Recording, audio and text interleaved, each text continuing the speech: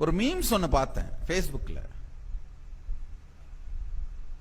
ஒன்றும் இல்லை, பல ஆண்டுகளுக்கு முன்னாடி அப்ப இருந்த சீஃப் மினிஸ்டர் வேட்டியை மடிச்சு கட்டிட்டு சென்னை வெள்ளத்தை பார்க்குற மாதிரி, அதுக்கப்புறம் வந்த சீஃப் மினிஸ்டர் அவர் வேட்டியை மடிச்சு கட்டிட்டு சென்னை வெள்ளத்தை பார்க்குற மாதிரி, இந்த மாதிரி வேற வேற முதலமைச்சர்கள் வேட்டியை மடிச்சு கட்டிட்டு சென்னை வெள்ளத்தை பார்க்குற மாதிரியான போட்டோஸ் எல்லாம் போடுறாங்க.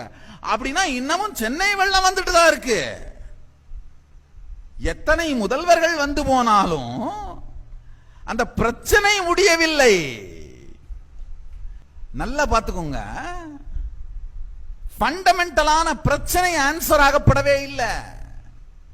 ஃபண்டமெண்டலா நம்முடைய பிரச்சனை என்னன்னா, தண்ணியோட வீட்டுல நம்ம வீட்டை கட்டினதுனால நம்ம வீட்டுல தண்ணி வீடு கட்டுது, அவ்வளவுதான். சோ ஃபண்டமெண்டலான பிரச்சனை அட்டன் பண்ணப்படல.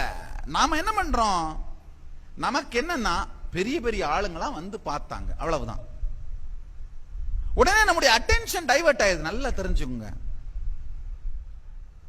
நான் அந்த ஃபேஸ்புக் மீம்ஸ் பார்த்தேன்.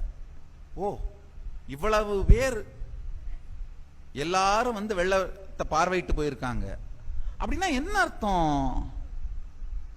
அப்ப இத்தனை ஆண்டு காலமாக இந்த பிரச்சனையின் அடிப்படையை நாம் புரிந்து கொள்ளவில்லை, அல்லது மாற்ற முடியாத நிலையில இருக்கு. பிரச்சனை முத்தி போயிருச்சு. அதாவது இதுக்கு மேல இவ்வளவு பேரையும் காலி பண்ண முடியாது. நிறைய பேர் அங்க வாழ ஆரம்பிச்சிட்டாங்க. சட்டத்தாலோ வேறு எதனாலேயோ யாரையும் இவங்களெல்லாம் காலி பண்றது சாத்தியமில்லை அப்படின்னு ஆயிருச்சு. அப்ப என்ன, மழை அடிக்கிற மாதிரி அடிக்கும், நாம் அழுவுற மாதிரி அழுவணும், நிவாரண உதவி நடக்கிற மாதிரி நடக்கும், திரும்ப அடுத்த மழை வரப்போ அடிக்கிற மாதிரி அடிக்கும், அழுவுற மாதிரி அழுவணும், நிவாரண உதவி நடக்கிற மாதிரி நடக்கும், அவ்வளவுதான். இயற்கையோடு நம்முடைய தொடர்பை இழந்து விட்டோம். நல்லா புரிஞ்சுக்குங்க, வாழ்க்கை மிக பெரியது. அத சாதாரண உங்களை மயங்க வைக்கின்ற மூடகங்கள், ஊடகங்களை தான் அப்படி சொல்றேன், மூடகங்கள் கொடுக்கின்ற பொழுதுபோக்கிலே வாழ்க்கையை கழிச்சிடாதீங்க. அதுல வாழ்க்கையை தொலைக்க முடியுமே தவிர கண்டுபிடிக்க முடியாது.